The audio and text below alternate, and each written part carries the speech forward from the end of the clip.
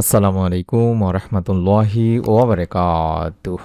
1 minute আমল YouTube চ্যানেলে সম্মানিত দিনী ভাই বোনেরা, আমি আশা করি আল্লাহ তাআলার অশেষ রহমতে আপনারা ভালো আছেন এবং সুস্থ আছেন। আলহামদুলিল্লাহ, আজ একটি পরীক্ষিত আমলের ভিডিও নিয়ে হাজির হয়েছি। মনের নেক আশা পূরণের জন্য আপনারা যদি কষ্ট করে 1 মিনিট সময় দিয়েও কষ্ট করে যদি শেষ রাতে অন্তত আমলটি করতে পারেন, রব্বুল আলামিন আল্লাহ তাআলা আপনার মনের নেক আশাগুলো ইনশাআল্লাহ পূরণ করে দেবেন। মনের মধ্যে শতভাগ বিশ্বাস নিয়ে আমলটি আমি যেভাবে করেছি সেভাবে আপনাদেরকেও করার জন্য অনুরোধ করব। তাই নিয়ত করে অবশ্যই ভিডিওটি সম্পূর্ণ মনোযোগ দিয়ে দেখুন। রহমতের প্রহর বা সময় বলতে রাতের শেষ তৃতীয়াংশকে বোঝানো হয়। অলিয়া আউলিয়ারা এই সময়টাকে অত্যন্ত গুরুত্বপূর্ণ সময় হিসাবে বেছে নিতেন এবং এবাদত বন্দেগীও বেশি বেশি করে করতেন। আর এই সময়ে নবী করিম সাল্লাল্লাহু আলাইহি ওয়াসাল্লাম ও সাহাবারা নফল নামাজ, কোরআন তেলাওয়াত, জিকির আজকার এবং মুরাকাবা করতেন বা ধ্যানের মধ্যে থাকতেন। এছাড়াও হযরত রাসূলুল্লাহ পাক সাল্লাল্লাহু আলাইহি ওয়াসাল্লাম প্রায় সারা রাতই আল্লাহর দরবারে কান্নাকাটি করতেন, নফল নামাজ আদায় করতেন এবং ইবাদতে মশগুল থাকতেন। তিনি শেষ রাতে বিভিন্ন ইবাদত শেষে কিছুক্ষণ ঘুমানোর পরে তারপরে উঠে ফজরের সালাত আদায় করে নিতেন। সাহাবাদেরকেও এই আমলগুলো মাঝে মাঝে করতে বিশ্বনবী সাল্লাল্লাহু আলাইহি ওয়াসাল্লামের অনুসরণ দেখে বিশ্বনবী সাল্লাল্লাহু আলাইহি ওয়াসাল্লামের এই আমলগুলো দেখার পরে তারাও এই আমলগুলো করার চেষ্টা করতেন। ঠিক সেরকম আমরাও চেষ্টা করব, যারা বাংলাদেশে আছি তারা রাত ৩টার সময় বা ৩টা থেকে ফজরের অন্তত আগ পর্যন্ত অথবা ফজরের ১ ঘন্টা বা আধা ঘন্টা আগে, ওয়াক্ত শুরু হওয়ার আগে ঘুম থেকে উঠে সুন্দর করে ওযু করে ২ রাকাত করে ৪ রাকাত নফল বা তাহাজ্জুদের নামাজ আদায় করে নেব। তারপরে অন্তত ১১ বার করে দরুদ, ১১ বার ইস্তেগফার, সূরা ফাতিহা, সূরা ইখলাস এই আমলগুলো করে নেওয়ার চেষ্টা করব। দরুদ শরীফ পাঠ করব, তারপরে আমরা এই মনের নেক আশা পূরণের ছোট্ট দোয়ার আমলটি করব। তার আগে আমি আপনাদেরকে বলছি যে এই সময়ে দোয়া যে কবুল হয় এটা কিন্তু মনের মধ্যে আপনার বিশ্বাস থাকলে আপনি এর ফল পাবেন। আপনার চিন্তার বাহিরে, কল্পনার বাহিরে থেকে আল্লাহ তাআলা আপনার দোয়া কবুল করবেন। আপনার কাঙ্ক্ষিত বস্তু হতে পারে নেক সন্তান, হতে পারে আপনি ভালো চাকরি চান, হতে পারে আপনি যে উত্তম জীবনসঙ্গী চান, হতে পারে রিজিকে বরকত নেই, যে কোনো কিছুই আল্লাহ তাআলার কাছে অর্থাৎ নেক অবশ্যই কোনো কিছু যদি চাইতে পারেন তবে আলামিন আপনার মনের নেক আশা পূরণ করে দেবেন ইনশাআল্লাহ। এতটুকু বিশ্বাস আমাদের থাকতে হবে। হাজার হাজার দিনী মা ও বোনকে আল্লাহ তাআলা নেক সন্তান লাভের সুসংবাদ দিচ্ছেন এইরকম আমলগুলো করে। চাইলে আপনারা আমাদের অন্যান্য যে চ্যানেলগুলো আছে অর্থাৎ প্রতিদিনের আমল যে চ্যানেলটা আছে, 1 মিনিট মাদ্রাসা আছে, সেগুলোতে আপনারা গেলে দেখতে পাবেন। হযরত আবু হুরায়রা রাদিয়াল্লাহু তাআলা আনহু থেকে বর্ণনা করা একটা হাদিস আছে যেখানে আল্লাহ রাসূল সাল্লাল্লাহু আলাইহি ওয়াসাল্লাম নিজেই বলেছেন যে আমাদের প্রতিপালক মহান রব আল্লাহ তাআলা প্রতি রাতেরই শেষ তৃতীয়াংশ যখন অবশিষ্ট থাকে তখন প্রথম আসমানে অবতরণ করেন এবং বলতে থাকেন, হে বান্দা, আমার কাছে তুমি প্রার্থনা করো, অর্থাৎ আমার কাছে চাও, আমি তোমার চাওয়া পাওয়া বা প্রার্থনাটাকে কবুল করে নেব। আমার কাছে তোমার কি চাওয়া আছে সেগুলো তুমি আমার কাছ থেকে চেয়ে নাও, আমি তোমাকে তা দান করব।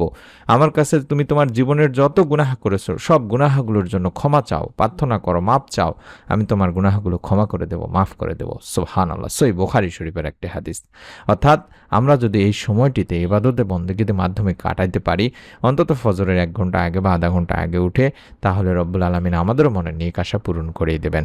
আল্লাহ তাআলা বলেন, যদি তোমাদের উপর আল্লাহর অনুগ্রহ আর দয়া না থাকতো তবে তোমরা ধ্বংস হয়ে যেতে, আর নিশ্চয় আল্লাহ অধিক তওবা গ্রহণকারী, প্রজ্ঞাময়। তাই যে যত গুনাহ করুন না কেন, রব্বুল আলামিনের কাছে যদি আপনারা তওবা এবং ইস্তেগফারের মাধ্যমে আপনার গুনাহের কথা স্বীকার করে মাপ চান, রব্বুল আলামিন আপনাকে মাফ করে দেবেন ইনশাআল্লাহ।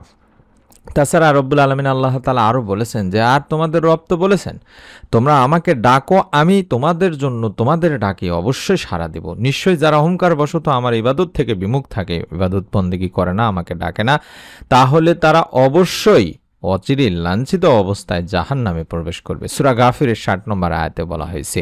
তাই মনের নেক আশা পূরণের জন্য আমরা এই সময়টিকে বেছে নিব। আমি আবারও সংক্ষেপে ভিডিওটিতে বলে দিচ্ছি কিভাবে আমলটি করতে হবে।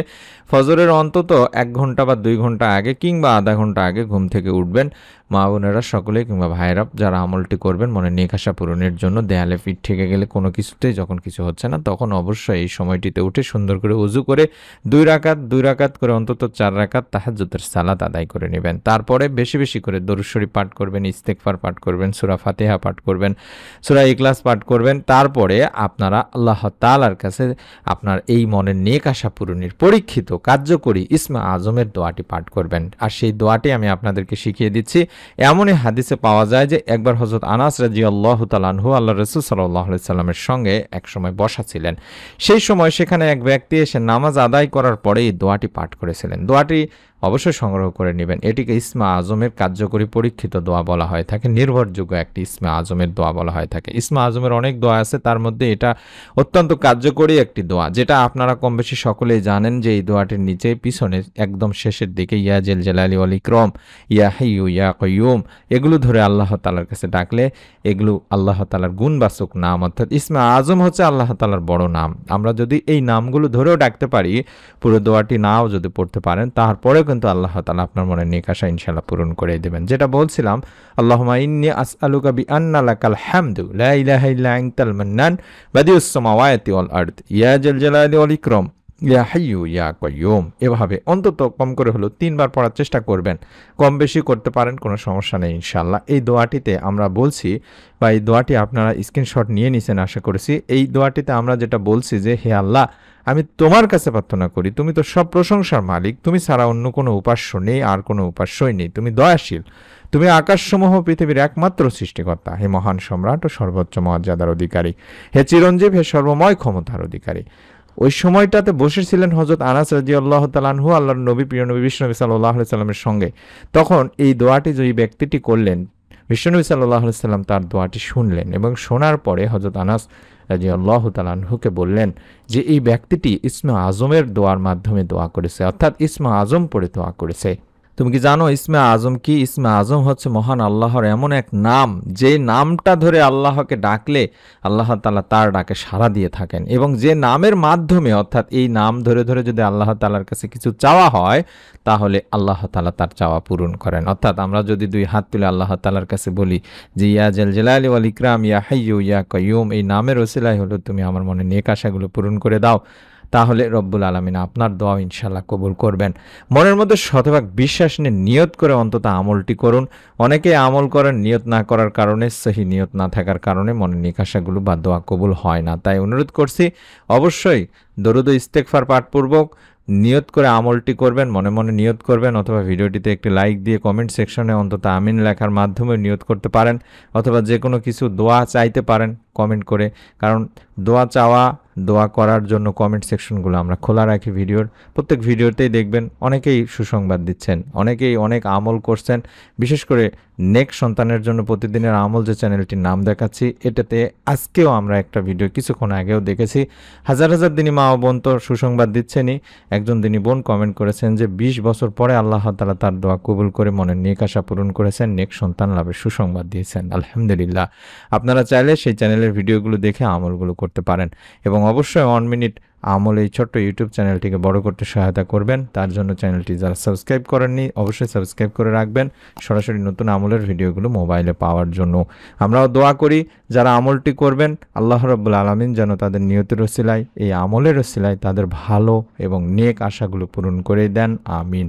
আসসালামু আলাইকুম ওয়া রাহমাতুল্লাহি ওয়া বারাকাতুহু।